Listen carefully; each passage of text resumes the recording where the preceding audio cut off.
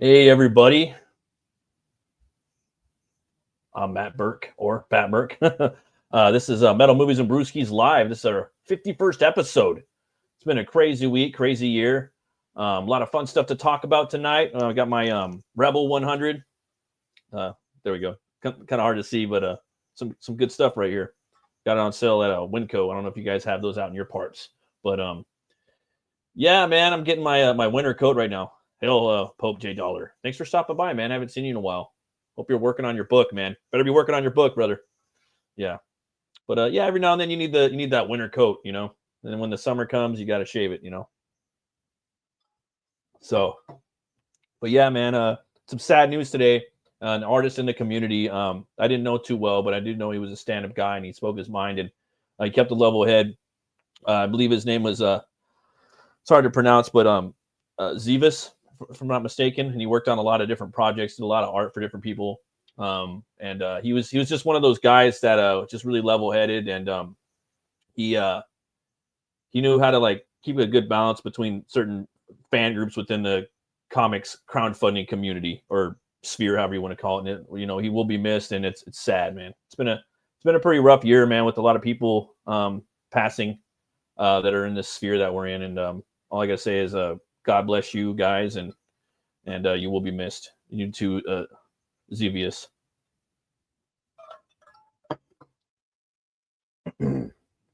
Today I got an order for Butch Cleaver that picked up issue 1 and 2 off of Fund My Comic.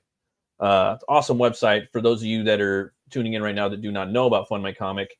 We'll show some campaigns on there tonight, and it's for people that want to make comic books, you know, and it's ran by creators of comics that, you know, want to fund comics for creators. So that's the site, and I have my Butch Cleaver storefront up there, and yeah, I'm gonna probably close the campaign in about a month. So you know, all good things must come to an end, and then yeah, I do have some more Butch Cleaver stuff available on that campaign. We'll go over that maybe later on in the show, but yeah, I just wanted to tell you guys about that. There's been some news right now about the new Superman movie, or I'm sorry, He-Man movie. Superman movie. Yeah, we'll get more of that coming along, but let me show you guys He-Man and the Masters of the Universe. It looks like they're trying to take a swipe out of Kenneth Branagh's book for Marvel Phase 1's Thor. And basically they're going for the like fish out of water approach. That's him right there. That's Prince Adam in his accurate pink that he would wear, you know. And it looks like he's on Earth, and it looks like there's that lady that was there when you know, DJT almost got assassinated, you know, the one that was behind him that was baking cookies, you know. She's got his He-Man sword, and I will say that He-Man sword is it looks like it's cartoon accurate. Looks like they did a pretty good job almost with that sword. It actually looks more accurate, I think, than Dolph's. My memory serves correct, you know. And looks like he's on planet Earth, which I'm not a fan of, and hopefully he's not there too long. Hopefully they don't spend too much time, you know, because a lot of people think that the audience is stupid and that they have to like explain like what Eternia is and what the universe is, like and planets and stars and aliens. Like they don't think they could figure it out. So like, oh, we got to put them on Earth, and no way that could be like they're into what actually is Masters of the Universe. So it looks like he's probably gonna go to Earth. He's gonna lose his powers like Thor did, you know. And then he's gonna have to get his sword and come back and become He-Man. But you know, I don't know, man. This dude, I don't know. He looks all right. He's not who I would have picked to, you know, play He-Man. I would have got probably like Alan Richmond. That guy definitely looks the part. You know, I probably would have went to that guy. I'm not a big fan of him, but he's great in Reacher. You know, he's like the guy that plays He-Man is Alan Rickman. Him or maybe even Hemsworth. I mean, go to Chris Hemsworth. He would have been a great guy to play He-Man. I don't know, man. I just don't I don't know. He says that he's bulking up though. He's eating a lot of stuff. Oh man, that's the worst pick right there. Oh, look at He-Man. That's He-Man, guys. He-Man. Police are just pushing him in the back of there, taking his sword usurped. Poor He-Man. Prince Adam. It's definitely not Dolph Lundgren. Dolph Lundgren wouldn't go down like that. In an interview with W Magazine, the new He-Man actor, Galton, or what's his name? the lob scene. Sorry, guys, this shit's bopping all over the place. He basically was saying that in preparation of his role for He-Man, he's like, no pressure. I just have to embody the strongest man in the universe. He also said that eating a lot of food, weightlifting, and he's gonna be performing his own stunts. So that's pretty cool. He shared that he's eating about 4,000 calories a day due to his physical regimen. Adding with all the physical work I'm doing, you end up hungry at the end of the day. So, we'll see what's up, man. We'll give the kid a shot. I'm not gonna just hate on the movie right out the gate too much. Now, the whole fact that they're spending little time in on planet Earth, it's kind of whack. That I'm not excited for. But if it's just a quick little, I don't know, a little time there, then I guess I could put up with it. But that's not something that I definitely like want to look forward to. So they got to move on from that pretty quick. Heath Ledger or not Heath Ledger, Jared Leto. Sorry, different Joker. He's cast as Skeletor, so we'll see with that. I definitely know he could handle the voice. I think he could. I think he could pull it off. But again, I would have picked someone bigger, with the bigger physique, someone a little more, like has that barbarian look, guys. We're dealing with the Mattel toys, the Iconoclast toys, He-Man, like that's a big inspiration actually on my new book Hell War, but just for the anatomy of the characters, I'm taking inspiration from the He-Man, the toys that are from Mattel, that same mold that they used, and also I'm taking inspiration from the Street Fighter games or comics. And now that the Rivals, that new Marvel Rivals, they have the same similar concept of what I'm going with. Little head, big fucking bodies, big shoulders, like stuff like that. I think that's so cool. Hey, what up, Paulus? Thanks for stopping by, man. Cheers, bro. Sorry. Cheers. Gonna put it in front of my face. little bit of Rebel 100. Appreciate all you guys stopping by. Yeah, man. So I don't know. We'll see what's up with that. We're definitely going to be covering all the Masters of the Universe news in here. I remember when I was a kid, I had a bunch of those toys. I they used to get jacked though, man. The neighbors would always steal them. I had to put my initials on the bottom of the feet. I think I was like 3 or 4 years old. I was born in '83, but I just remember the Dolph Lundgren movie, man. Freaking love that movie. It's a letdown in some ways, but it's also just really cool, And he was such a good He-Man, and also Frank Langella or Langella, however you pronounce it, perfect Skeletor. He even says that like that was his favorite role, and his grandson, like his grandpa, or his son said that like, I loved you in that role, Dad. I love Skeletor. Oh, we got a guest right now, guys. A co-host. You guys give a warm welcome for Vaughn Coleman. Sorry, I kept missing you. It's entirely my fault. I was gonna say missing each other, but it was 100% my fault. It's all good, man. Thanks for stopping by. Have you seen the photos for Masters of the Universe that just popped up online this week? I have not. I'll be honest. That's something I don't know much about, Masters of the Universe. Oh yeah, it's just Thor pretty much and Star Wars kind of put together. It's like basically like like John Carter, but it's kind of a Thor and Conan, basically Thor and Conan put together.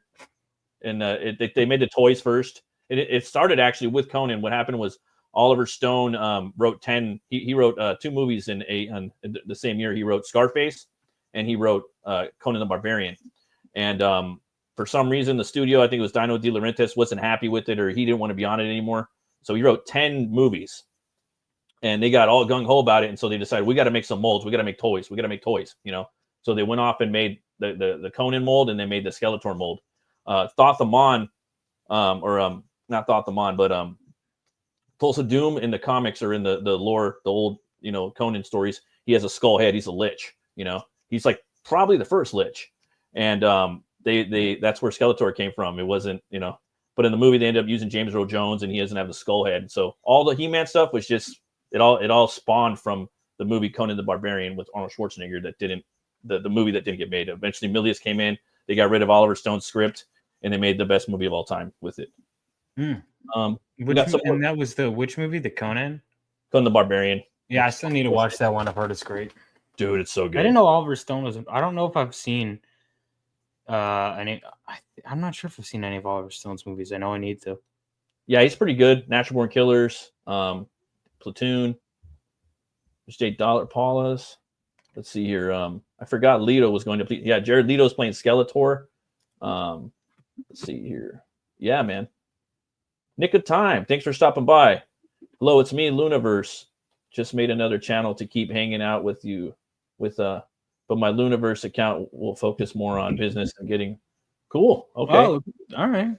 sounds good. No, it's good.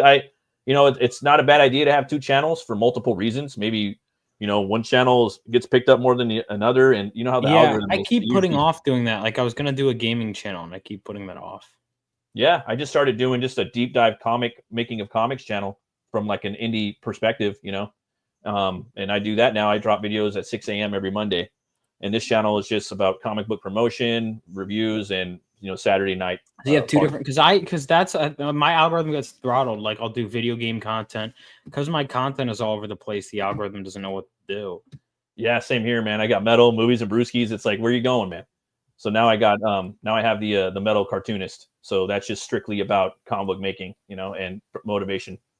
So yeah, man, go check out Luna's other channel. Yeah, it's gonna be pretty awesome. I got some metal news for you guys. Let me show you real quick. Let's see what you guys think about this. Are you familiar with Killswitch Engage, Vaughn? Killswitch Engage. I am not. They're a metalcore band from Boston. They're pretty awesome. I recommend checking out their first, at least their first 4 albums or so. All right. This is the guitar player. He's been making the album's artwork for, I guess, every album. It's the bass player, Mike D'Antonio, denies using artificial intelligence to create this Consequence album art. In an interview with Australia's Jumanji, sorry, pardon my French, Killswitch Engage bassist Mike D'Antonio, who is also responsible for the band's artwork, dismissed online accusations that the cover of the artwork for Killswitch's upcoming album, The Consequence, was created using the help of AI, or artificial intelligence. He said, as transcribed by blabbermouth.net, the cover art was done by AI, was not done by AI, no matter what people are saying on the internet. I killed myself making that freaking cover art. So don't tell me I just typed some words into a computer and it popped out, because that's 8 months later, man. That's not what happened. It took 10,000 photos and a lot of time. So I just wanted to put that out there. So this dude, he compiled that artwork right there with 10,000 photos. It's freaking crazy. And I've seen some of the other album artwork, and it didn't look like he was really compiling photos. It's kind of a thing though, like a style that a lot of metal bands do that. They compile photos, But I think it's a pretty cool looking cover. This band's awesome though, man. I truly recommend them. I guess I should be flattered that people think it's good, that I could have been generating using AI. Might continue, but I'm not. I hate it. I don't want to be associated with AI. Other people can do that. I'm fine with it. AI is just a whole new form of artwork. People can't afford it or can't be creative. They should definitely go gravitate towards that stuff. It's not for me. I'm an artist. I should be able to do my own shit, and that's what I do. So that's crazy, man. Yeah, he didn't. It does look like AI though. I ain't gonna lie. But you never know. Like that's where it starts though, with all these data sets of image blending. Pretty crazy coming at them. There's a whole backlash of all that stuff. Yeah, nick of time. I wanted to show you this thing I seen online. We were talking about Masters of the Universe, and I don't know, man. When I saw it, it was something I thought I could really like cover on the show. I guess it's been around for a long time, but this one's definitely.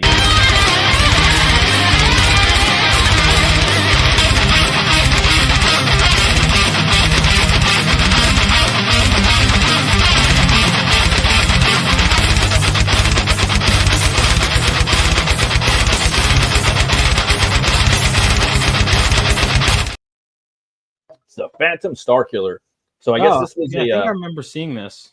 Oh, you have? Oh, awesome. I guess it was I think I toy. got a comic. I got it. Oh, it was a toy first? Yeah, I guess it was a toy first, and there was a bunch of different toys. Getting that from a comic shop in LA, issue 1. I think I still have it. Yeah, and they got this over here on scoutcomics.com. Yeah. And bunch of different covers, and I think it looks awesome. It kind of reminds me of a cross between Skeletor and Darth Vader. The artwork inside is kind of similar to this far left cover right here of the third printing. I don't know if you've seen the inner artwork for it yet, Vaughn. Have you seen it? It's Phantom Circular. Yeah. First of all, it's a cool name. I think I have it. I don't remember the book that much. I think it was Glow in the Dark or something, which was really cool. That's pretty awesome. I'm really, but I do not remember anything else really about it. I really like the like just kind of like the old school kind of, flat, usually 4 or 5 tone color set. I think it looks pretty cool. They don't really show too much of the album or not the album, the inner like pages, the interior artwork online. But is this newer? Because I remember getting this when I was in college. No, this is 5 years old. But it was just something that like, wow, I think this is cool. It's been that long? I don't think so. But Scout's got a bunch of stuff on here. There's stuff all over the internet, like all kinds of different figures and whatnot. I just think it's pretty cool. I like the color schematic, like inside the book. I'm really digging like old school flat colors right now. I think if I ever do color my own personal comics, that's the way I'm probably going to do it. I don't know, man, just real basic. I love all types of comics and styles and whatnot, but I mean, like for me personally, I'm really, really kind of digging that. And I used to really hate it. It's funny how you kind of change every 10 years or so, but definitely want to check this out when I get a chance. It looks that book looks phenomenal. Is it still one issue? I think there's 3 issues. There's a graphic novel. If you go over to Scout Comics, which pretty awesome. They have like all these different things there. I guess Scout published it through their darker section of the company. They forgot the name. It's up there though. But check out Scout Comics, dude. They're pretty awesome. Yeah, I've read some of their stuff, but not a ton. Oh, Iron Seas. I've heard of these gentlemen. If I could even call them that, they're. I mean, listen, they vary in quality. Who's running the Iron Seas account? Because it's probably Bad Sauce running the account right now. Who's doing that? Probably Bad Sauce. I mean, it would be whoever it is would be someone with very bad taste, which means it's probably Bad Sauce. Up to no good. Hell, guys. Up to any good.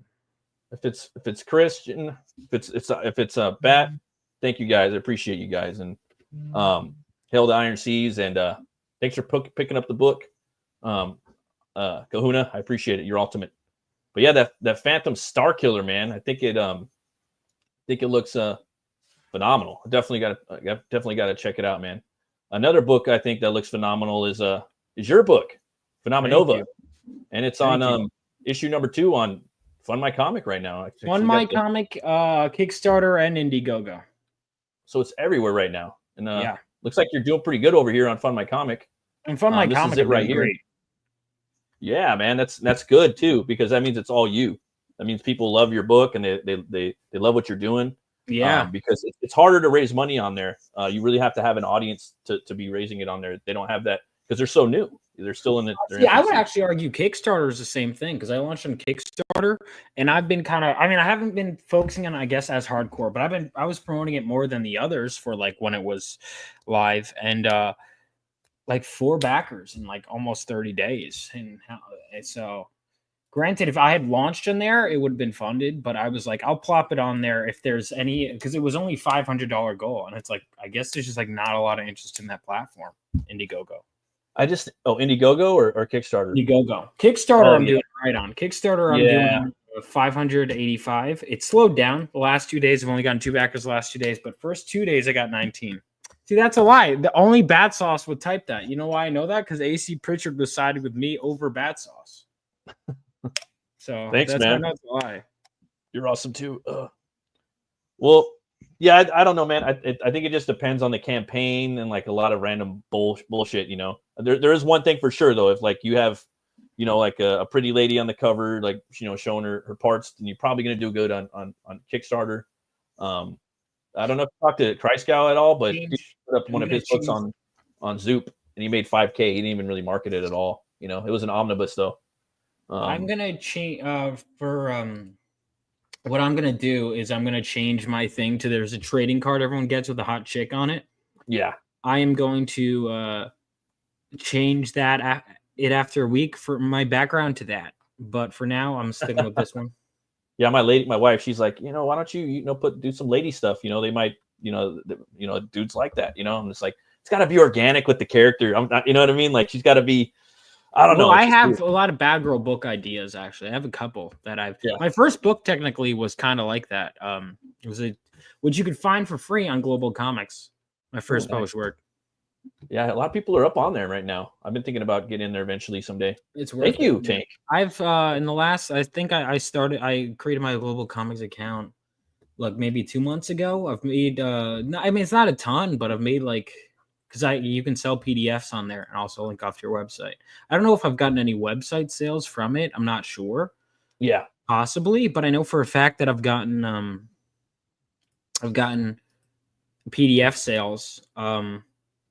I've made a total of, let's see, all time almost $21. So it's not too Couple bad. beers. That's cool, man. A little bit of Well, something's better than a whole lot of nothing. But you're getting some readers, right?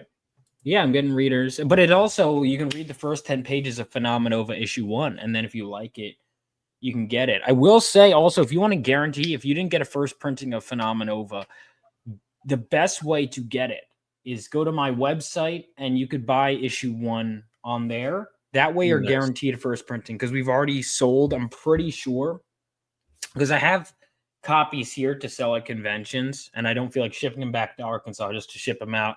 I want to do another print run anyway. So I might just be doing whatever's left of the first issue print run at there is going to ship out with the issue 2 campaign, as well as probably some of the second printing. So I think we've sold, I'd have to double check, but I'm pretty sure we sold more than what I have there at the fulfillment center in terms of issue 1 printing, meaning we're going to have to go back. Oh, that's awesome, man. Yeah, it's good. It's exciting. good, but I was looking at the printing costs, so like, oh God, it's bad. But luckily I have, if you're like, I'm not sure if I can afford physical, we do have digital as well. Yeah. And then if you're like, oh man, I wish I got physical, you could always go back. But if you want to get any of the variant covers, the best way to do that is now on the campaign. And there is a bonus 4th cover on the Fund My Comic campaign. Nice. Yeah, man. For those that don't know anything about Phenomenova, I've been talking about this campaign a few times to my viewers. But thank you. Maybe you can explain a little bit about Phenomenova, man, like the whole universe. So Phenomenova is a superhero story set 20 years after World War III and follows the idealistic son of a war hero who strikes out to become a superhero. So I had a great writing day today. I was revising issue 4 and I'm really happy with it. Of course, you hate when you have those few lines of dialogue that have to be cut. Yeah. But sometimes it happens. Like there's one character who had some good zingers. I'm like, oh. But like, I won't do the MCU thing where I undercut a serious moment for a joke. But anyway, Phenomenova, basically we have our main character, Miles Hanksley, aka Galvanite, who is struck by lightning while holding a mysterious crystal and becomes a superhero. And in issue 2, he is now being trained by one of the veterans who fought during the war, the Phoenix Senshi. So that's what we're going to see. Eventually he'll join a team. But this is kind of me digging into the core of his character and really diving deep into that and into the values of the character and the values of the world while introducing some new elements. Awesome. And some new characters. Okay, there. Yeah, that's always good, man. And just seeing the world kind of build out slowly, Yeah, it's important to care about the characters, and then from there you'll care about the world, Yeah, definitely. So yeah, we have Galvanite. That is his new training uniform that you see in issue 2. So Phenomenova isn't the main character. That's kind of like just the that's the name. That's going to be the name of the team he's going to be joining. So we get name dropped in issue 2, and then you see that one character, Estrella, who's got the blindfold. She is the first member of the title team that we meet. She is functioning more as a detective in this issue. So she is blind and deaf, but she has psychometry, which means we can see the world. She could kind of experience the world through touching things, through physical contact, and absorbing information and the memories of the objects and even people she touches, making her one of the greatest detectives in the world. But she's also a member of the team and great martial artist, but she's, like I said, in this issue, she's more of a detective, but we'll see more of her down the line. Hell yeah, man. There's another character. I love this picture right here. Yeah. that's my jam right there. That just Yeah, that stuff. the back cover. Yeah, we had a. It was funny. Issue 1, my buddy Bobby was like, "Hey, I want to do a back cover," and I'm like, "Yeah, I mean, I guess I need a back cover. I didn't know what to Oh do." And yeah. he does a Blood Strike homage. And then I was like, we were like, I guess we could do black and white or grayscale again. And then he did black and white, and then he went grayscale again. So we're 2 for 2. So maybe we'll do it with every issue, a black and white or a grayscale cover. We'll see. Who's the Golden Gallant? Well, so Golden Gallant is basically this world's he's like the greatest superhero to have ever lived. He fought during World War III. He's literally our angelic. I decided to, instead of doing another Superman, do like he's literally a golden angelic knight in shining armor who is almost like a hammer of justice. He's got like this divine justice about him. He's like the impossible standard to live up to. And so that was the day 1 trading card, day 1 backers. It was the 20K stretch goal for issue 1 that we didn't hit. So I used it as the issue 2 day 1 trading card. A lot of people got that. So if you got that, you know, get hyped, get excited. Yeah, that's a pretty badass character design. I also noticed too, like on the first campaign, you had this character, or in some of the promotional stuff, he like kind of looked like a vigilante character, like with the looked like he had like a visor, kind of like Cyclops and RoboCop a little bit. They see through, and like I think he's gray and he's armored up, got a cape. Oh yeah, it's that's Darkcloud. That is our main villain. He's awesome. He was in issue 1. He's not in issue 2, which he's the fan favorite. He's in 2 pages of issue 1, and he's everyone's favorite because he was also on a mini print. He was on a trading card. He was on a cover. Everyone loves him, and you're going to see more of him. In one of my favorite issues, I've written the first 8. I was revising 4, but 5, man. Like even when I did the previous drafts of the first 8 issues, and then I ended up rewriting, it was still my favorite one. And the one I feel like I had to revise kind of the least was the one where you reveal his backstory. Very happy with how that came about. Cool. So he is one of the coolest characters, and I am so glad that people really like him because that's how it works. So yeah, if you missed the first campaign, you missed that mini print, that art that you're talking about. If you missed, you also, there's still some Rini covers left, but you'll have to get them from me at a convention for $40 instead of the $25. Nice. And they'll be very limited. So, but you can get the main cover of issue 1.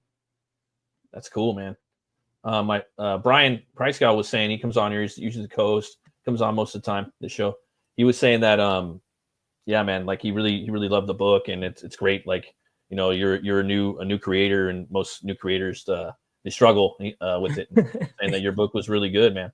He gave it a high praise, and he doesn't kiss anybody's ass. I know he doesn't. That's what I like about him. And when he told me he liked it, I was like, wow. Yeah, that means he really likes it, and I think he's got pretty good taste. Me and him did that horror movie show for like 3 years, and like for me, I'm like just a basic dude bro dad humor type thing.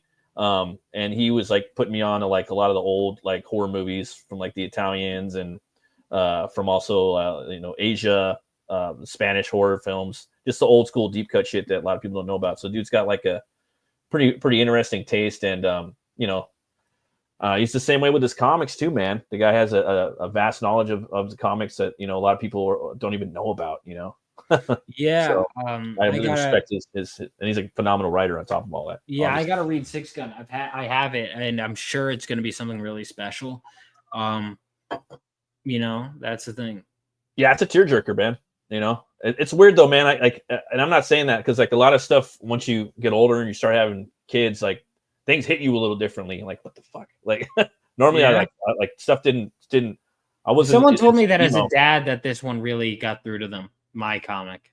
Yeah, that's how it is, man. Like a lot of the I don't know, it's weird. Like the most watching just random movies and cartoons, and you'll hear a line in there, and it just you see things differently. You once you have kids, you're the old you doesn't exist anymore. You're a new person, in my opinion, in a lot of ways.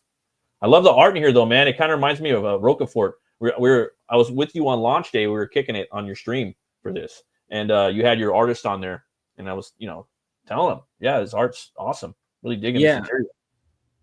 Yeah, I know he likes Roquefort. Roquefort's a beast. He's one of those. Just one of those. There's a few in our scene too, man, but they just really stick out. I forget the word. I use it all the time, but yeah, visionary. That's the word. And then that's the dedication right here, right? That's your. Yeah, that's my uncle. Mm. That's my uncle Scott. So the first issue is dedicated to my dad. The second one is dedicated to my uncle Scott.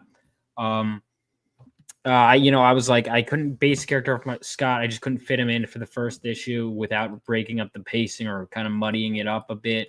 Yeah. Or treating it like an afterthought. So I was like, all right, well, let's see if I can, when I'm rewriting issue 2, let's see if something comes up.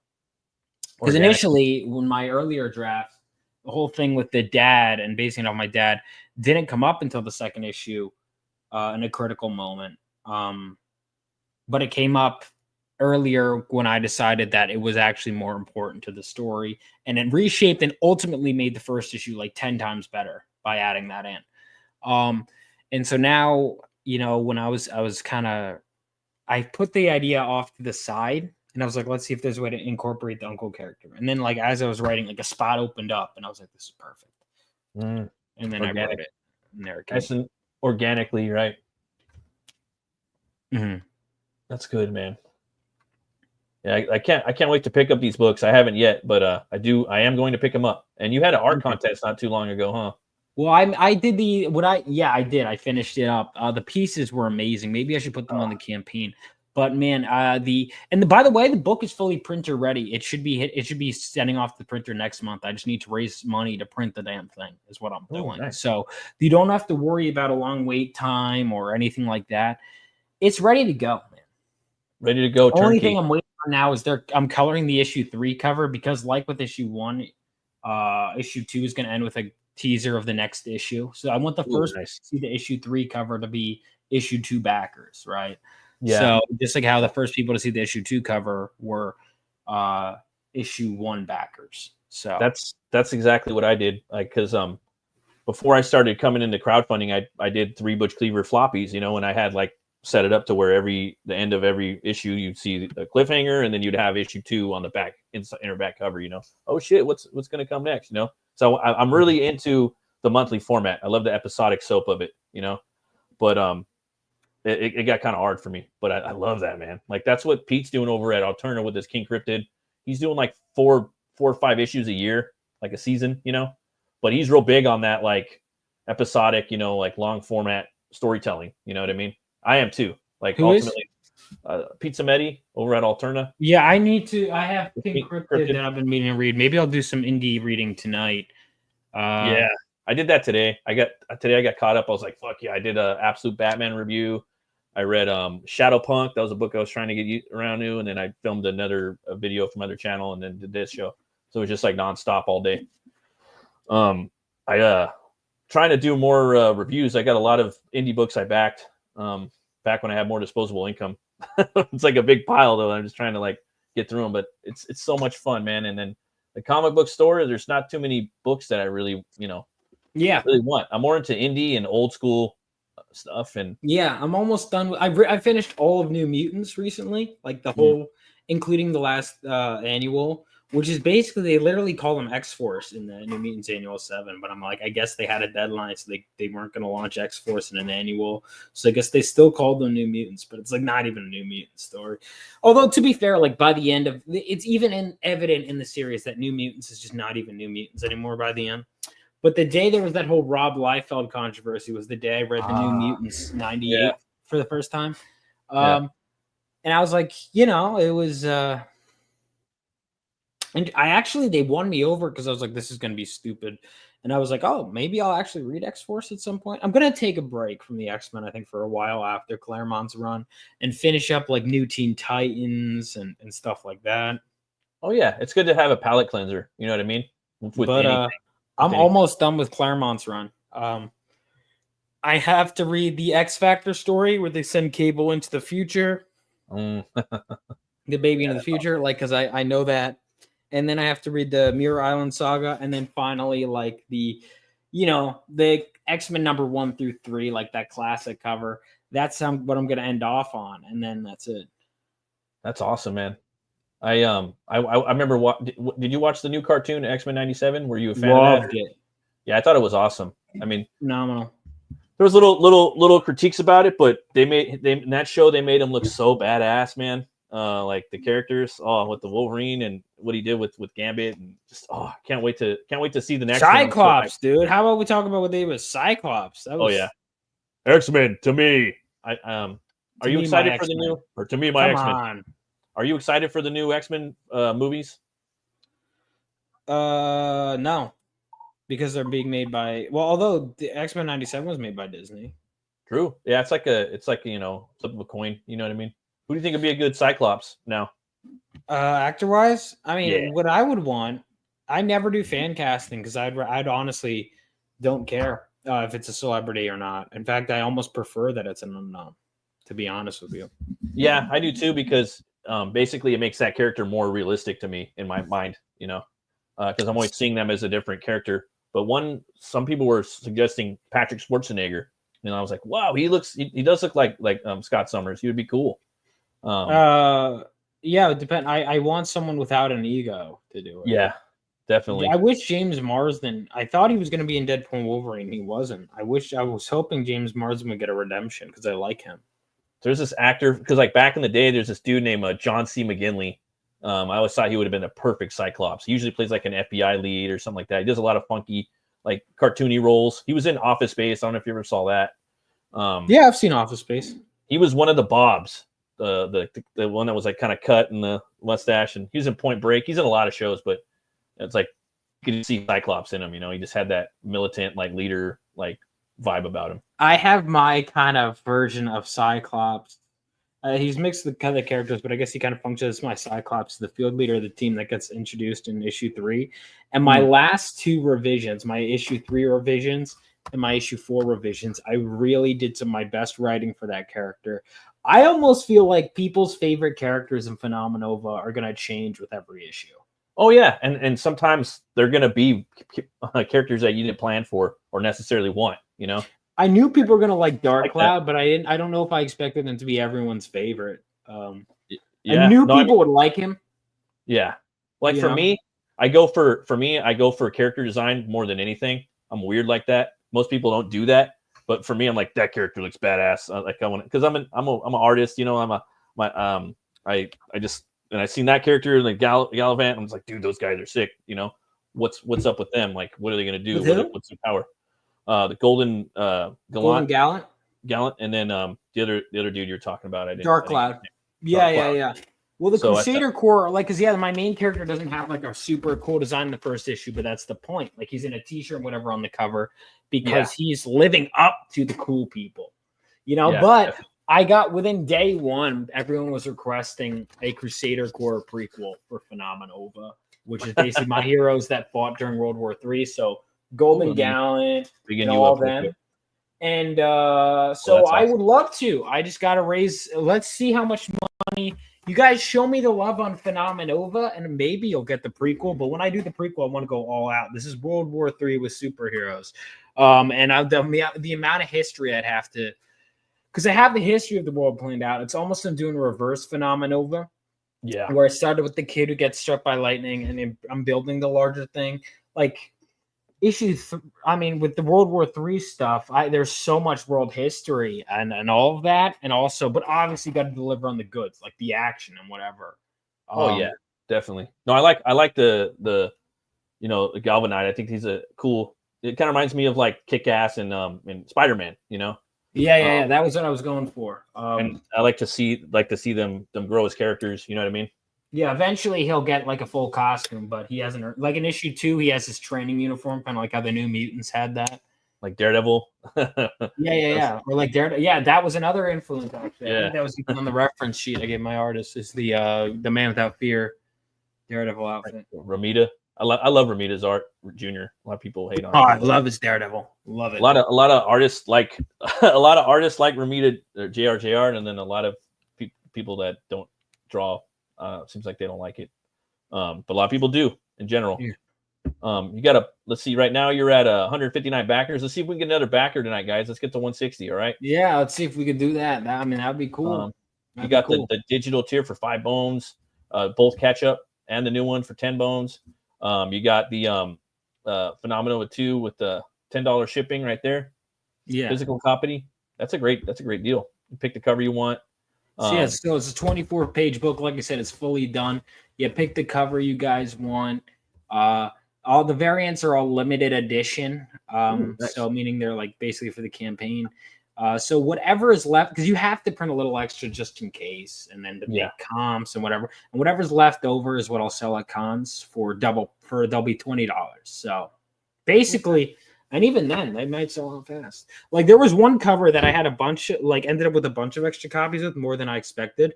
I'm like, oh man, this is gonna last a while. I might have difficult, and I'm like, oh my god, like my Buzz cover. I'm like, I didn't print enough of it, but you know what? It was a campaign cover, so. They can't go back. I could use the art still for other stuff if I want to make prints, but for covers, they're gone. Like that buzz, they're going out. Like the Dark Cloud. Like if I like these mini prints with this art that you mentioned, Dark Cloud right here. Let's see. Which actually it's funny that you like Golden Gallant because you were looking at that trading card, right? With Golden Gallant. Yeah. Mm-hmm. This is the same art team, same artist, same colorist. Yeah, the dude's dope. These are out. These mini prints are done. Like they were selling at my table. So those are gone. Dark Cloud. People who haven't read the book go, this is my favorite character. They really liked his design. People, like I'm saying, dude, people like this respond to the character design. You know, I'm one of them. You know. Yeah. Like, now the worst feeling is when someone has a really cool character design and then the character's like really lackluster. I hate. Oh yeah, that sucks. Then or when a character's really cool but they have a stupid design. You're like, okay. Or they're just not going to they're not going to come back, dude. You know, like they say the art sells the book, but then the story brings them back, you know? Yeah, ultimately. Well, that's the thing. Like my first issue had to sell based on at least in terms of the campaign, it had to sell on the premise and the art. Yeah. Like, well, for me, like this year, you know, I've come to the conclusion that the most important thing is your story, you know? Before I was like, yeah, the art's got to be good. And also it's got to be a 50-50 balance. Now I don't believe that. No matter what, the story has to be good. There's not a 50-50 balance. That's just my opinion. I love the art more. I'll buy a comic with awesome art over a bad story any day, personally. But in reality, the story's got to be good, man. Like that's always going to bring people back. It's important. Like that's, and I said a lot of time writing. I have facts why that is important. You know, go look at stuff, man. There's people that draw stick figures, you know, and they're making tons of money and they have a good story. People come back. You know what I mean? Character design in and of it's like, for example, you can go back and forth on. Well, most people don't say, and I'm not saying that they're knocking him necessarily, but normally they'll put like a John Byrne or Jim Lee or Silvestri over Dave Cockrum. No one is going to deny that Cockrum might even be the best character designer in X-Men history. X-Men. I think it's Liefeld's pretty good too. He stole a lot of shit, but he's Liefeld. He's not even on the close to Cockrum. Oh snap! We got another guest. Everybody say hello to Brian Christgau. Brian, can you believe the blasphemy this guy just spoke? I just mentioned Dave Cockrum was one of the best Cockrum character designers. He goes, Liefeld's pretty good. They're not even in the same league. Brian hates. Not even in the same league. Yeah, Brian hates Liefeld. Cockrum. No, I don't hate Liefeld, but he's just. Wait. Comparing to Cockrum is like. So is Jim Lee. Jim Lee's pretty good. I do. Okay, but like Liefeld, like, because I just read, I don't hate Liefeld. No, and Liefeld's X-Men designs suck. I'm just gonna come out and say it. The Deadpool costume, it's the fucking Spider-Man costume. And Cable is a shit-looking character. Bishop is a shit-looking character. Bishop wasn't Shatterstar's a real. Bishop is Will Spertasio. Cable's fucking awesome. You're smoking crack. Cable's awesome. Cable's awesome. Really?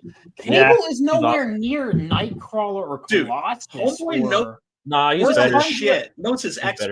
No, it is not. Like Cable looks like. I'm sorry. Look, Cable looks like 100. There are 100 other characters that look like Cable. There's no one that looks like Nightcrawler. But I mean, no one that looks like Nightcrawler's a demon with a tail. I mean, and Elf. Nightcrawler is the exactly. He looks dope, but in the Colossus. That's red heat. That's red heat with a bunch of lines and then a metal sheen over it. All right, what is Cable? An old man with a glowy eye. That's it. And a dope ass arm with this gun, like the robotic. Pulp is original design. If you're gonna talk Douglas, Pulp is original They design. know what it is. I'm sorry, I can't get down. With I just 90s. I just read like the other day the first like all right, the best design in my opinion of those was actually Feral. I think had the coolest design. My favorite. Who's your favorite X-Men character in all of the whole like universe of Cyclops. specifically X-Men? Cyclops. My top 3: Cyclops, Shadowcat, and Nightcrawler. You know who my favorite character is, and you're gonna hate on me? Who? Sabretooth. Why would I hate on you for Sabretooth? He's great. He's so basic. He'd probably be and he was designed by John Byrne. Yep. Very He's my simple. favorite. No, I don't hate Liefeld's thing. I just think it's absolute blasphemy to in any way insinuate that his character designs are on the level of Cockrum. I'm not saying designs. I'm just saying I like his cable. Comparing him to Nightcrawler and the Colossus, I would say, Juggernaut. Oh man, I think it's a basic design, but damn, that thing. That's Kirby though. Yeah, that is Kirby. It's hard. And Kirby. You think Cable is on the level of Nightcrawler and Colossus? Yeah, for sure, absolutely. That 100%. is insanity. I think he's better. I think he's better. Now, if you're gonna say, I mean, again, we're talking X-Men though, but that is crazy. Yeah. Insane. I'm with what's you. up? I'm trying not to argue with the host, but that original design. Like, no, here's the thing. I remember being at a bar once, a friend of mine, right? And our girlfriends are there, and when we'd start talking about comic books and horror movies and shit, sort of look at each other and kind of go off a thing, right? And then they'd see us going, "Oh man, fuck you!" Like you're out of your fucking mind, right? Yeah, like right. oh, you're high if you think like go fuck yourself, right? yeah. And they'd be like I thought you guys were friends, like. They don't get it. That's how guys We're talk. That's how they show their love. That's all. That's how people talk. You don't get it. Right? It's like the classic meme. Girls And all that is it's just passion and love, right? Yeah. Well, girls will be like, "I love you." Chicks don't get that. Yeah, what a bitch. Guys will be like, "Fuck you." Yeah, I like that guy. He's pretty cool. Yeah. But no, I don't dislike Cable. Yeah. Like the way I'm mentioned not really men is by busting their balls. No, I actually like Nightcrawler and Colossus more. But I just think his design is a little That's better. my boy. Cyclops is a very cool choice. There's a lot going on. There's a lot going Most on. people with hate Cyclops. Not going on. That's because they don't understand. I like Cyclops. I like Cyclops. I like Colossus too. And Nightcrawler's dope too. Oh, he's essentially.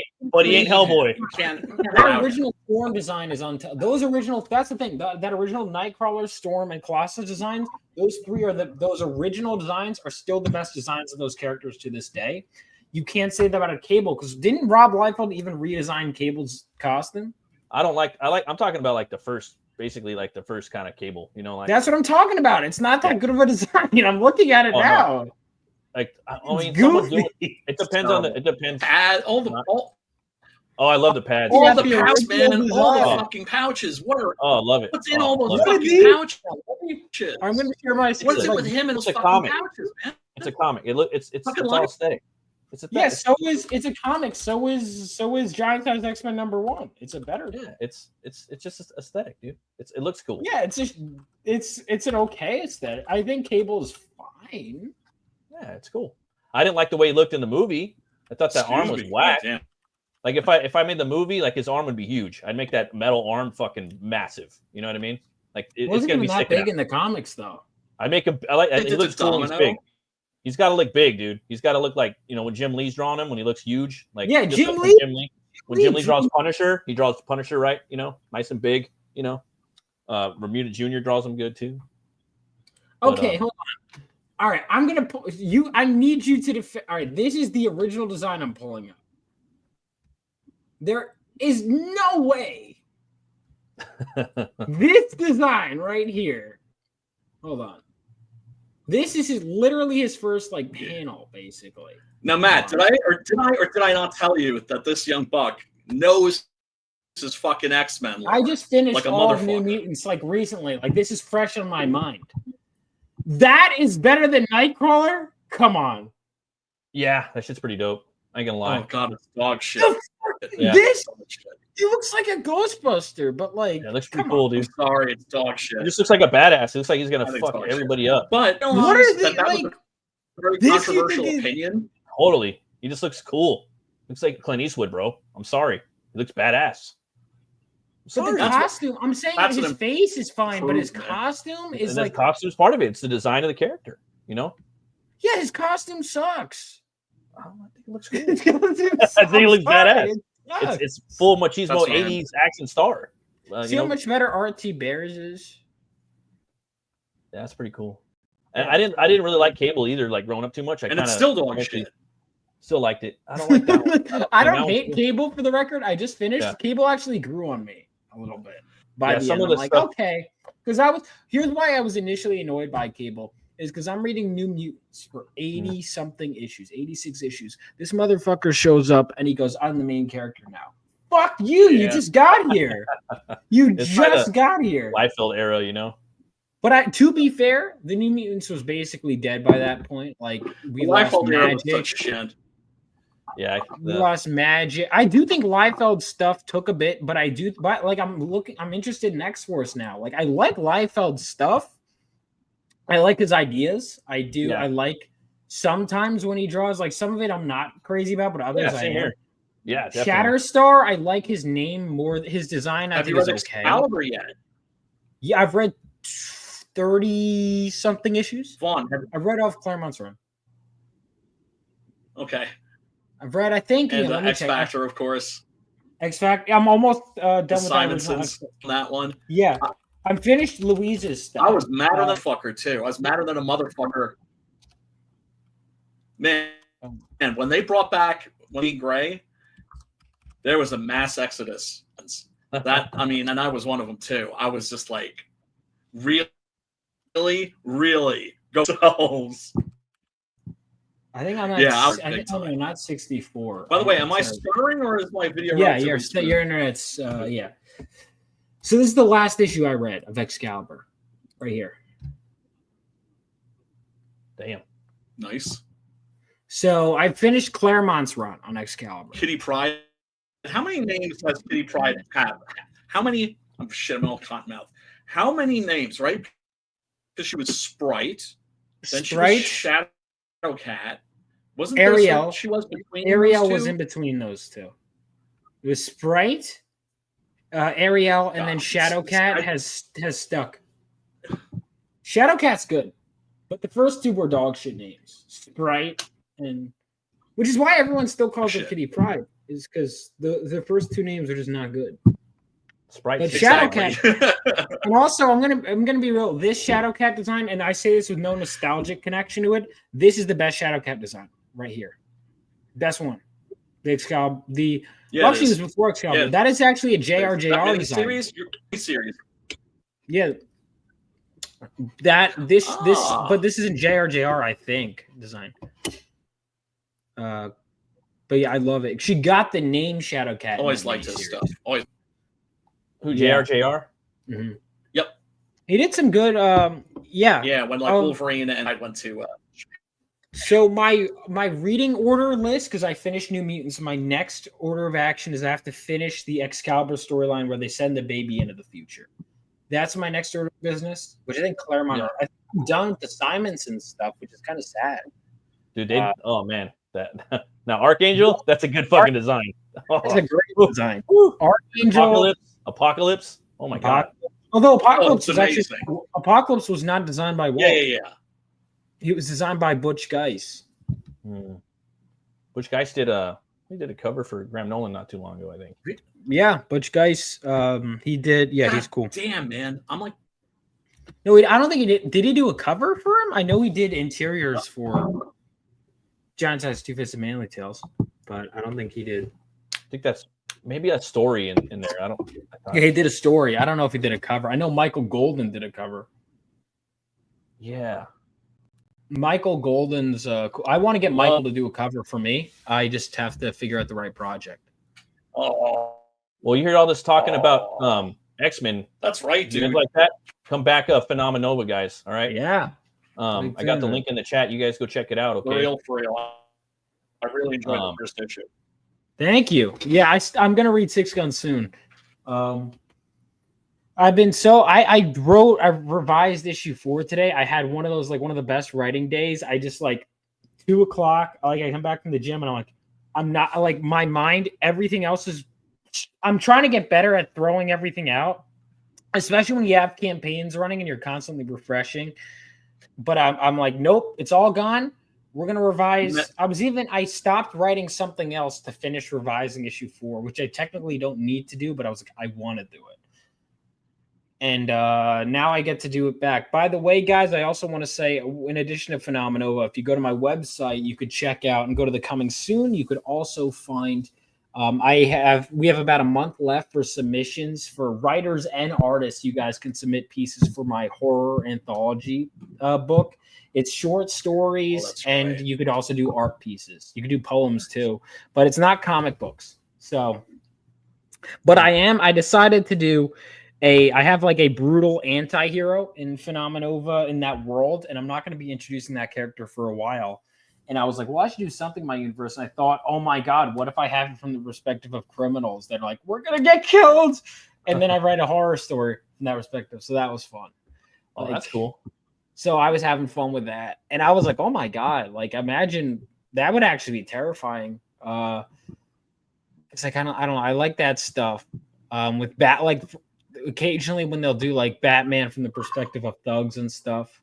Oh yeah, it makes it more of a phantasm creature of the night. Yeah, Kurt Busiek was always especially good at that. What were you saying, Brian? Were you saying something? Speaking of Michael Golden, funny because his name came up because you can't tell me that's not an amazing fucking Baron Karza. That's awesome. Yeah, that's awesome. Is that Mike? Did Mike Gold draw that? It's like Golden right there. Yeah, Mike. You know I work with Michael, right?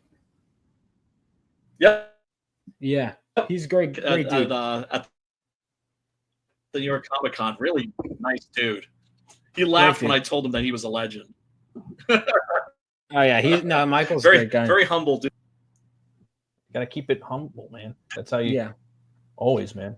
I want to get him to do a cover. I need to figure out what the right thing is. It's got to be right, huh? It's got to fit. Well, I guess not really. Michael can draw anything. I was gonna say he can kind of draw anything, so I guess he's really good. His like Joe shit was. I mean, what I see him sign the most around the table, I see a lot of G.I. Joe. People love his G.I. Joe. Avengers Annual 10 is probably the most signed. Oh my God, yeah. For obvious reasons, you know. That of course. First appearance. I do a Barker thing. I call people over, and every time someone's in a rogue costume, shocker! I know it's shocking, but most cosplayers don't care about comic books. It's shocking. Nah, they're there to, They're like, oh, the character the creator of my character. I don't want to meet him. I'm like, okay. Oh, dude, they don't even know the characters. Yeah, they just wear this. Occasionally some will though. Sometimes they don't even know who the characters are. No, but occasionally some. To be fair, occasionally some will, and they'll be like, "Oh my God, you created Rogue!" That's awesome. But some don't, some won't. But oh, dude. But yeah, well, I mean, look, the cosplayers kind of took over the scene to a large degree. Definitely. Yep. I like looking at them. But the ones that are great at it. Oh, dude, dude. I remember being New York Comic Con. Back in the day, you went to a convention like those were funky motherfuckers because it was just nothing but dudes that with questionable smell of fucking body odor. It was just like immense, right? And then jump forward a couple of decades, and I'm like taking my first convention at the New York Comic Con, and I am talking to somebody, and I suddenly see this perfect looking ass.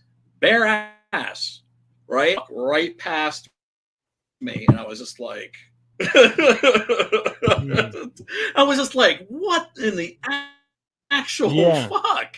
Not only are there chicks here, there are like chicks walking around practically naked, right? Funny. I mean, one of the chicks was wearing Mila Jovovich in the Fifth Album. I was like, honey, are you cold? It's I realize it's the summer, but damn, man. Am I coming through, or am I all choppy and You're choppy. I won't lie. You're choppy. Pretty choppy. I got something you guys could chop. I'm choppy and I'm fucked up. God damn it, man.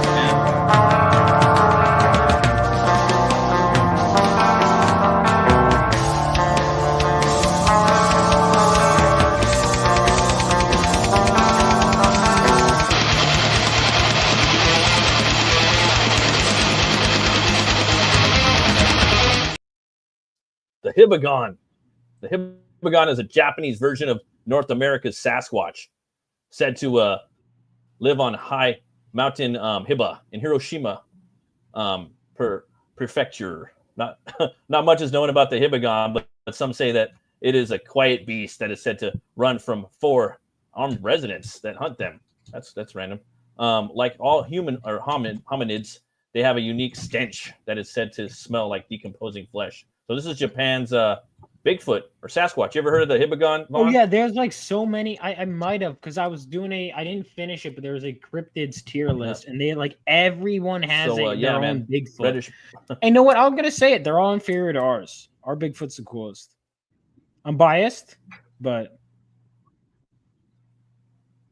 yeah, definitely. I think ours is like the best. I guess it's got reddish brown or black color. Sometimes is reported as having a patch of white fur on its chest or arms.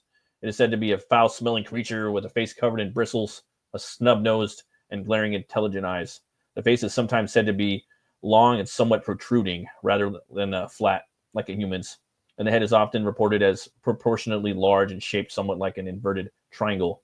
Hibagon is much smaller than the North American counterpart, being most commonly reported at around 5 feet in height. Yeah, that is kind of small.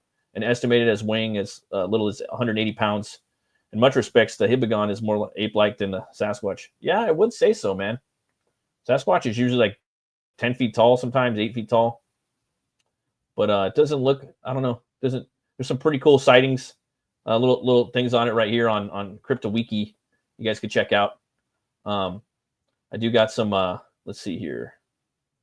I got a little bit of like art that they've, some people have done fan art. It's probably well, maybe not maybe a little bit of AI, but I don't think so. If you go into Google, but there's some cool looking ones. This one looks pretty badass.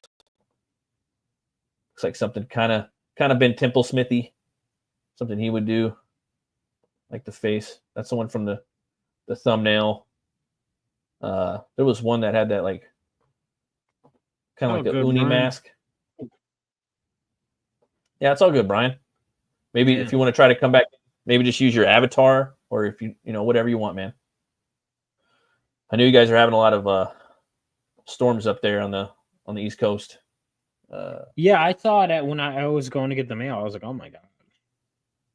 It rained. It rained pretty bad over here. It flooded at my work, and it flooded like my legs were like the water was up to my knees. It was that bad.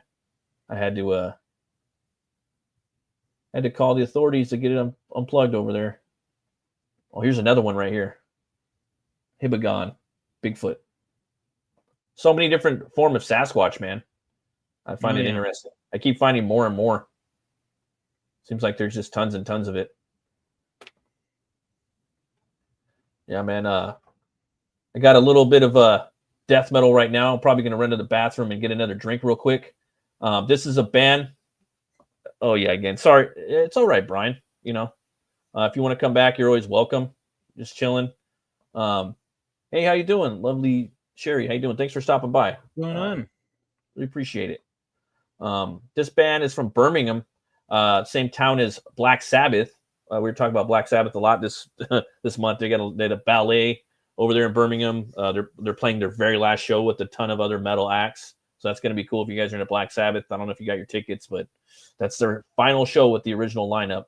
And this is a death metal band from the same town. They've been there. I think they've been around 30 or 40 years. This is actually a new song by them. So I always love seeing it when people are still, making art, still kicking comics, movies, metal. It's all good. This band's called Benediction, and this song is called Engines of War. So hold on to your seats.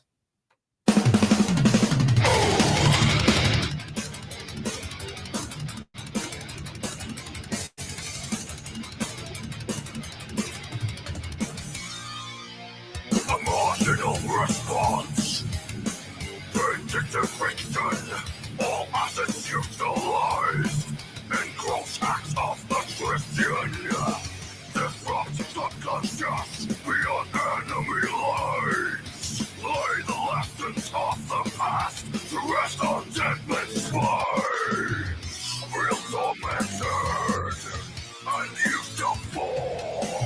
Demoralizing false insight, engines of war.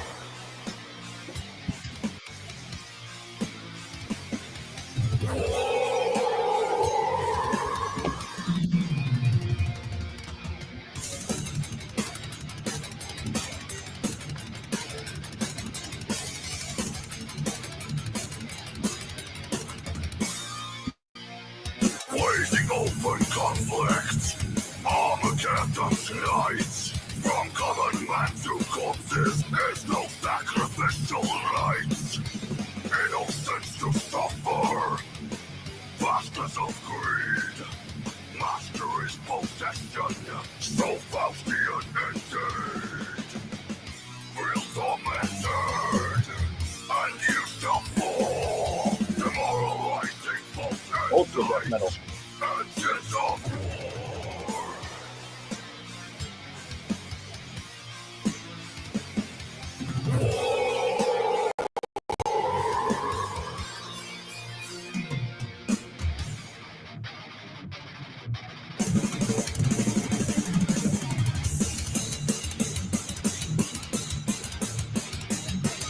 The world of nightmare grave, twisted reality, engorged upon man's hatred, compulsive lustful savagery.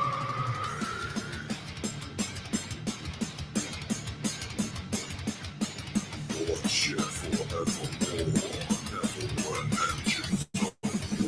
Battlefields of wasteland, the wreckage now unfurled. No remorse, no forgiveness, no respect is in the world. Darkness formed through centuries, bloodshed evermore. Eternally Double bass right there. never win. Engines of war.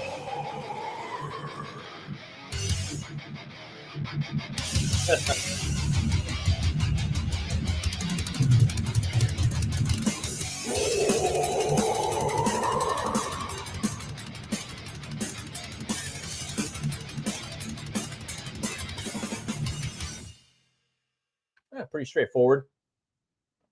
Mm-hmm. Old school death metal right there. Not too technical like the new stuff the bands are playing, but yeah, they still get down for some older cats. Have you ever met Simon Potier before? Are you familiar with him, Sim? In these parts, Simon Pulte, he sounds familiar. he's got a campaign out right now too. He just hit his 500 subs. So you guys give shout out to Sim. He's got a book out right now. It's a one shot. It's called Hell Zone. This is it right here. He's got 11 backers. Nice. And if you guys are into Doom and Event Horizon, this is the. I think we follow. You probably follow each other. I apologize if I don't remember right off the bat. Oh yeah, for sure, man. I'm horrible with names. I'm more of like a face person. Well, the name sounded familiar. I was like, "What have I seen them before?" Okay, gotcha. So cool. Great guy. He's one of the first guys that kind of helped me. When I first kind of got on the scene over here, and recommend this book, man. It's like if you kind of cross between Doom and Event Horizon. It's a 68-page one shot. It's a hit it and quit it book. One shots are awesome too. I love them.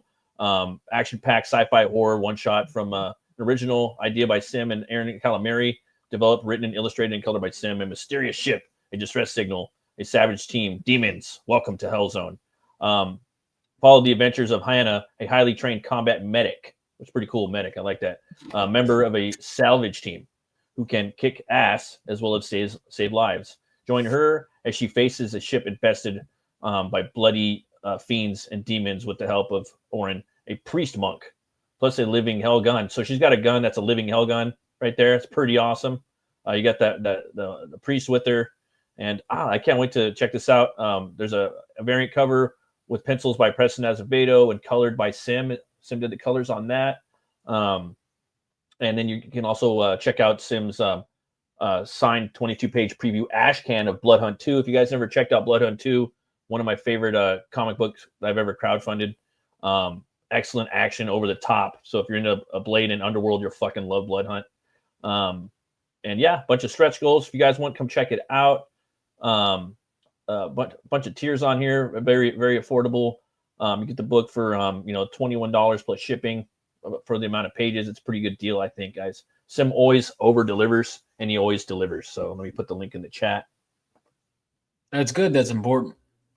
Yeah, definitely, dude. Back Hell Zone. I love that movie, Event Horizon. Have you ever seen Event Horizon, Vaughn? No, that's been on my list. People have recommended it a lot. So good. It's Hellraiser in space, basically.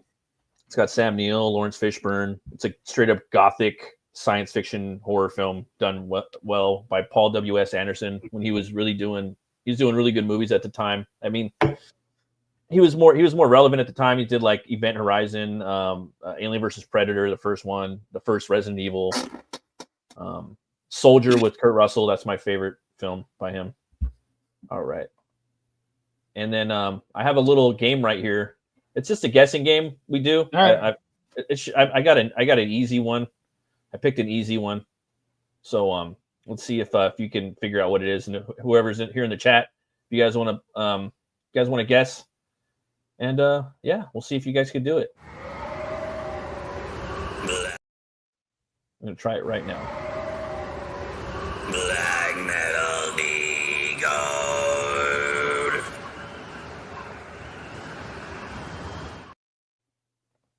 Can you guess that band name?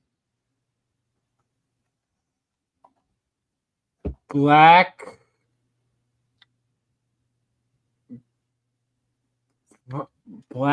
Brett.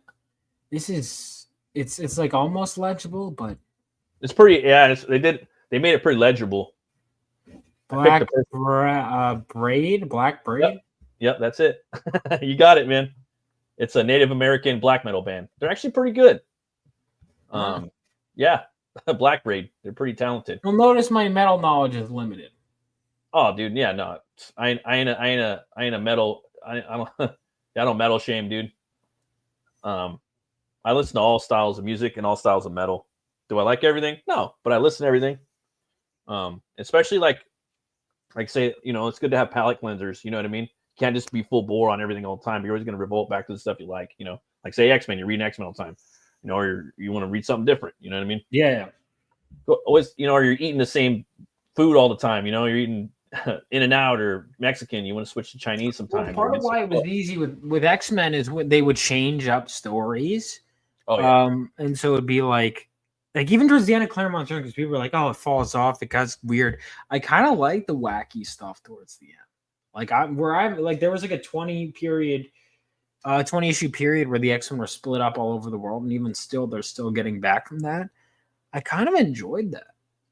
Yeah, like there was that whole Australia storyline. Yeah, I'm talking post Australia where they go through the Siege Perilous. I was warned that that's like the worst part, and I'm like, I gotta mess with it. Like there were definitely some moments where I'm like, that's like the Colossus being an artist. I'm like, oh yeah, painter. Yeah, I'm like, it's like I get it. Like it's fine, but it's not that interesting to read about.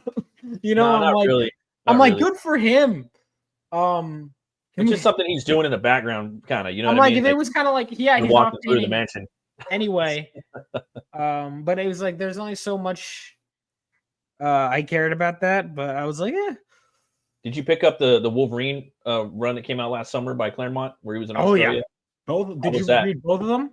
No, I was talking about it on the show before it came out. I read them both. Yeah, Deep Cut. Well, Deep Cut was weird because it's like, oh, this is filling in that gap, but I'm like, yeah, that gap was already filled in content. It was a really good Archie Goodwin and John Byrne story. Actually, it was I got a ton of views on a short I did that was like the time Wolverine fought sentient cocaine. Oh, that actually happened. You haven't read that? It's John Byrne, awesome. Klaus Janson inked it. It was written by Archie Goodwin. That took place like between Wolverine goes, I have to leave to go on a mission, and he goes there. So I don't know, but the Claremont story is also set during that gap. So I guess both adventures. There was this weird period of time where like Wolverine is somehow everywhere, all over the world between issues, and I'm like, it just doesn't.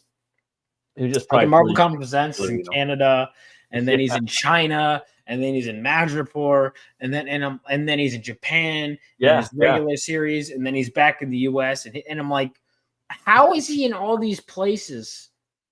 I was like, how is he like? And then in the between X-Men issues would be like, oh, a week passed. I'm like, so he went to all these different countries and all these adventures and did like 20 issues of content in like a week. Yeah, that's Are you kidding? You must have had Nightcrawler, taking them everywhere. You know what I mean? No, because Nightcrawler was with Excalibur or something. Maybe he had a Gateway. I get, but no, because you can't even. Because I was always like, oh, I guess Gateway teleported him, and then I'm like, oh yeah, I forgot. No, because in the Outback, the Reavers were controlling Gateway at the time. Could have been different universes, different Wolverines, like, different universes. Maybe there was that period of time when he was in Australia. That was the explanation in my head. It was Gateway. But after that, he goes on even more adventures after they lose Gateway, who's a shitty character, by the way. But he's a great plot device. Like, he was perfect because it was like he just knew where to send them and knew when to bring them back. Great for that reason. But he's such a boring character. Yeah. I mean, he's native, he's wise. Okay. Serve your purpose. You know what I mean? But he served his purpose. That's the thing. He brought the interesting characters where they needed to go. So yeah, just got to bring him in. I got this movie trailer right here. It's actually it's like kind of like a family movie. I don't know. It's on Netflix, but I think it looks pretty awesome. I don't know if you've seen it, but I'm just gonna share the trailer. This one's called Family Pack, and it's actually an international movie.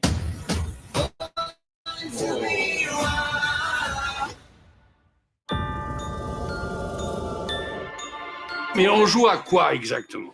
Au loup-garou, papa. On joue au loup-garou. C'est la nuit. Tout le village s'endort. Il y a désormais des bêtes parmi les villageois de tierce-lieu. Donc si vous voulez pas jouer, il faut le dire. Moi j'ai mon lève dans 10 minutes là, en fait. Moi j'attends un appel du cabinet.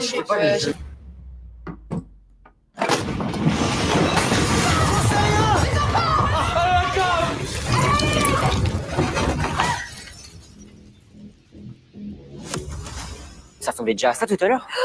Bien sûr que non. J'ai des goûts de chiottes, mais pas à ce point-là.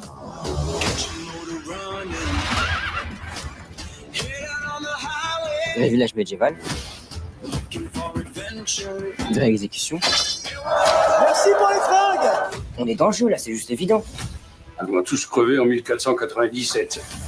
Vous venez vraiment du futur. Je suis un artiste. J'aime bien me déguiser. Oui, super. Comment on rentre chez nous? Pour gagner la partie, il faut démasquer tous les loups-garous et les éliminer avant qu'ils nous éliminent. C'est familial, quoi. Où est Loulou?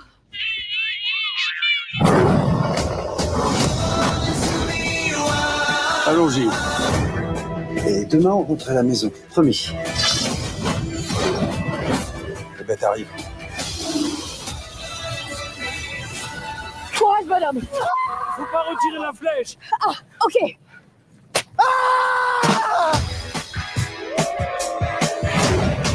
Ma faut plus toucher. So it's still the books traveling back in time? The books, yeah, I think so. Yeah, it's like Jumanji, kind of, and they get Jumanji and Black Knight. I don't know if you ever seen Black Knight with Martin Lawrence. Fucking hilarious. They go back in time, or Army of Darkness. I love those movies when they go back into the medieval times. But there's werewolves in it, and they got to fight werewolves. And I don't know, it's hard to find cool movies that you can watch with your kid that you both like. And it's TV 14, but I think it looks good. And they have a dubbed version on Netflix. And the French one, but I thought that looked pretty cool. I thought the werewolves looked pretty fun, and I'm a big werewolf stan, dude. I love the werewolf. I love werewolf movies, even if they're horrible trash. But the pack, man. Let's take a look at your campaign, man. Let's see if we got any backers. All right. If not, no worries. But There will be more people watching on the replay. For some reason, people watch my show on replay. I don't know That's why. good. That's a great sign, man. I get more on replay than anything. Also, So. I apologize if I'm lower energy than I normally am. No, it's all good. I'm low energy too. Well, Let's it's see also one hand. So. Yeah, man. Can't wait to read this book. I am going to pick it you. up. Yeah, listen, I have so many campaigns I haven't been able to back yet. So. Oh, yeah, me too, man. I launched it. I was either going to launch in December or January, which are both terrible months. So I'm campaigning during a rough time. Oh, yeah. You know, so. Yeah, man. I understand that. But you're still doing good. Issue 1 I launched in April, which is a great time, like right after. Yeah, it's tax return. Everybody gets their tax return, you know? That was like an easy. So I understand the importance of that, which is why I will be launching my short story collection around that time, probably May, but still. Are you gonna do like a pulp style thing with that, or is it going to be a comic book format? It's not comic book. It's a short story collection. Are you going to do any artwork in it at all? That's what I'm saying. It's artwork. It's open for submissions right now. You can go to my website, rebeloasisstudios.com, go to the coming soon section, and then you can go to submit under Reapers in Pursuit. You have until St. Patrick's Day. Everyone can submit artwork and or short stories. So some of the stories might have artwork, some of them might not. Is that what you're saying? I mean, some people have said that they're going to have someone do art for the story and submit it as like a package deal. Some people have said that. So you could do that. It's going to be kind of just an anthology, that's pretty dope. Yeah. I like I'm reading Solomon Kane right now, like all of his tales. It's all in one book. I don't know if you've read those, but they have, I think it's Jerry Gianni that illustrates it, but it's pulp. So he only does these bomb ass illustrations like every 5 pages, and it's crazy because reading like those pulps like that, it's just a different form of multimedia. It's not even the same. It's just almost the same as comics, but it's not, because there's so many pages without any pictures, which I find it's fun as well. You know what I mean? But I do like that. Like, I think that's cool, man. Like, say you got like one story where there's no pictures. You got some story where there's pulp. And one story where it's like prose, there's no pictures. One story, it's a poem or one poem. Then you got one comic book story. Then you got one pulp story, which there's some pictures. You know what I'm saying? You have like a smorgasbord of different horror within your anthology. It's fucking awesome. I mean, that's it's kind of like Savage Tales of Conan, or the Savage Sword of Conan. I'm sorry. I've been watching. Which was this? Solomon Kane? Yeah, Solomon Kane, the Savage Tales of Solomon Kane. I picked that up. Whenever I get to read, like on Sundays, I try to carve out like an hour or so to see that actual read, not comics. There's a bunch of novels I'm trying to get into. All right, Solomon Kane, because he's a Robert E. Howard character. Okay.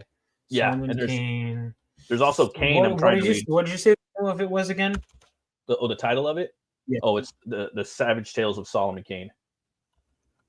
It's the Del Rey books. I want to get all the Del Rey books. I want to get all the Howard stuff by Del Rey. They're the best publisher that does Howard. Skulls and the Stars, is that it? That's one of them. That's one of the stories. One of them. Okay.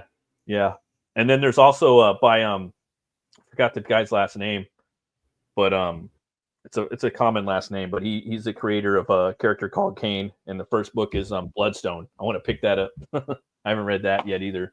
But Frank Frazetta did a lot of paintings for him, and yeah, man. But you guys go check out Phenomenova. This book's it's killer. Everyone's saying great things about it. Thank you. Yeah. There's actually one more trailer I wanted to check out. I don't know if you guys seen it. I seen the first movie, and this one looks like it's got potential. They're not showing too much of the action, but the first one was action packed. This is The Accountant Part 2. What's the difference? I heard The Accountant was good. Casual and business. Both mean leave your cargo shorts and flip-flops at home. We don't own cargo shorts. We don't own flip-flops. Anything else? Don't wear your black suit. It makes you look like a mortician. Lord, my path has gone astray.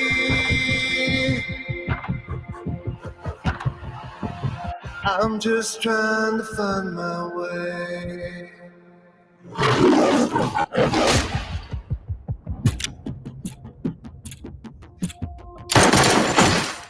Now that you have gone away, Why'd you ask if he was having money problems? I'm just trying to find my way. Does that make you nervous?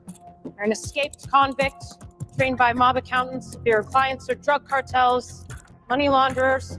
Is that a yes? Ray King has been murdered. Do you like puzzles, Mr. Wolf? I need your help to finish the job you started. What are you doing? Waiting for you to finish. So you can. Do what I need to do. You were never meant to see. What do you want? Hello, it's me, your brother. You can't tell from the tone of my voice that I know it's you. Can you be in Los Angeles, California in 24 hours? Goodbye. Braxton? All those things inside of me. Was your brother up to speed on the case? A Fed, huh? Need to know who Ray King was meeting with. Let me do the talking. I'm just trying to find my way. You say him more than I thought. I work for a government agency. I don't torture people. You didn't. Why would Ray meet with someone who killed all these people? She didn't kill all those people. How do you know that? No. You often confess to capital murder. I actually didn't say anything. I have been to every place. This is it, huh? Living in a lunchbox. It's quite comfortable. I have been to every I spent years looking for you. Do you not miss me because of me, or is it your condition? I'm just me. I have made a great mistake. To go over the plan again? Plan? You get these ideas in your head. Good for you. Let's get ourselves killed. I can feel them come from me. Are you ready? Yeah. I'm just trying to find my way.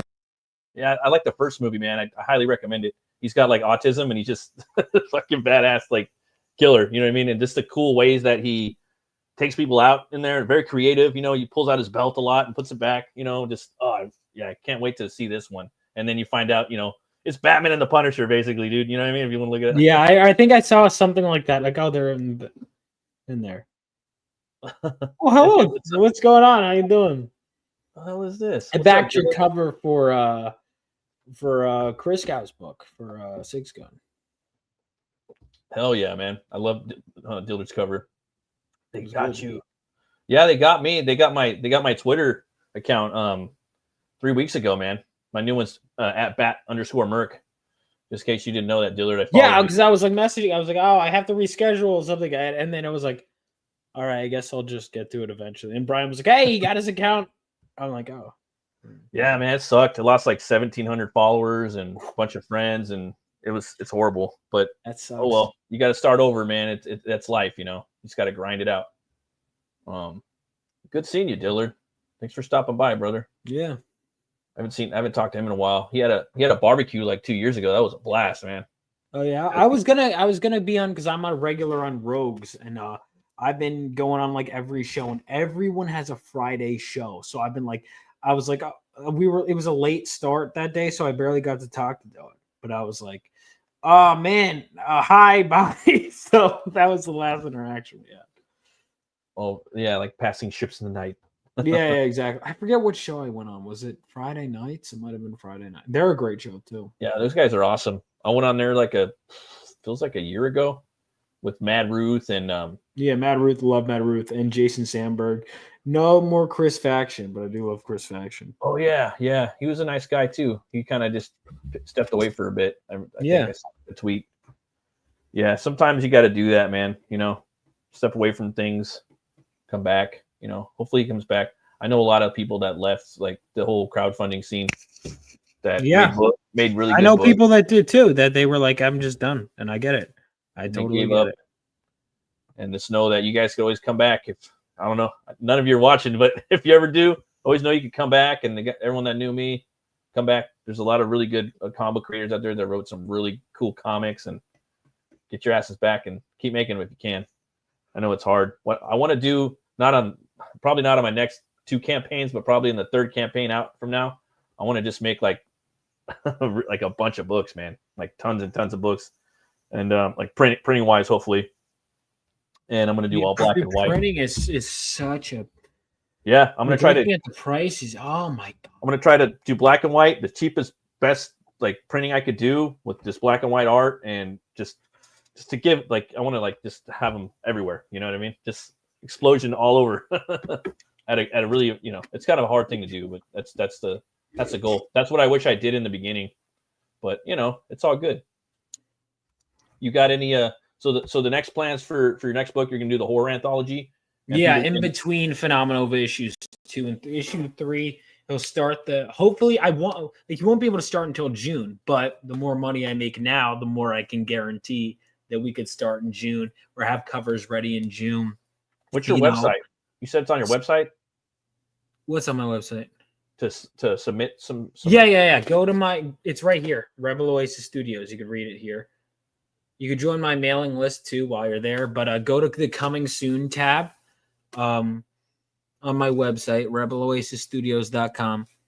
And then from there, you'll see Reapers in Pursuit. You can hit submit, and you can read everything you need to know, all the criteria, and you can submit.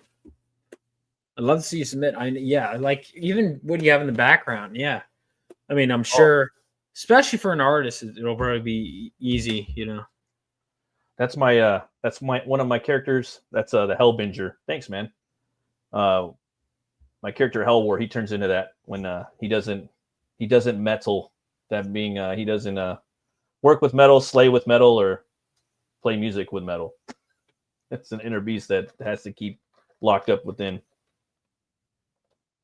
I want to release my book hopefully this year. At least open the email sign up, but. Yeah, man, it's hard. I was looking online just trying to find a printer to print my book, and for the dimensions I want, it's kind of hard. And just the page count, because the page count is going to be over 80 pages, and for the type of dimensions I wanted, 80 is like the top. So I'm just like, I got to keep looking around. So probably gonna have like a 90-page book or something. But shit, yeah, man. Thanks for coming on. Thanks for having me. It was fun hanging out with you again. And you're always welcome on whenever you want, All right, thank you. It's just a chill hangout show. You saw what I do, just movies, metal, brewskis. Yeah, it's pretty self-explanatory. Comics, all that bullshit, monsters. Yeah. That's my bullshit. And everybody, thanks for watching. I really appreciate it. Of course, yeah, thank you. Go back, Phenomenova, and Vaughn, where can people find you at, brother? Yeah, so you got my YouTube channel is Vaughn Coleman. You could go ahead and sign. I'm also on Twitter, on Instagram. You can go ahead and join my email list at rebeloasisstudios.com. It's super easy. It's a great way to keep up to date on all things all things I'm really doing. But you could also follow me on the socials, Instagram, like I said, Instagram, Twitter, YouTube. And what else? Hold on. Why? I always feel like I'm missing something. My short horror anthology, but really Phenomenova is what you got to keep up with. If you prefer Indiegogo, back on there. If you prefer Fund My Comic, back on there. If you prefer Kickstarter, back on there. But whatever the case, do it soon because you only have about a month left. And the faster this funds, or like if the better this funds, the faster we could turn around. But also, more importantly, there's a 10K trading card. I want you guys to know that wherever you back, it contributes to the same goal. So like if we hit 10K across all platforms, that's great for me. And that means you guys all get a trading card. Nice. 15K, you guys get a sticker.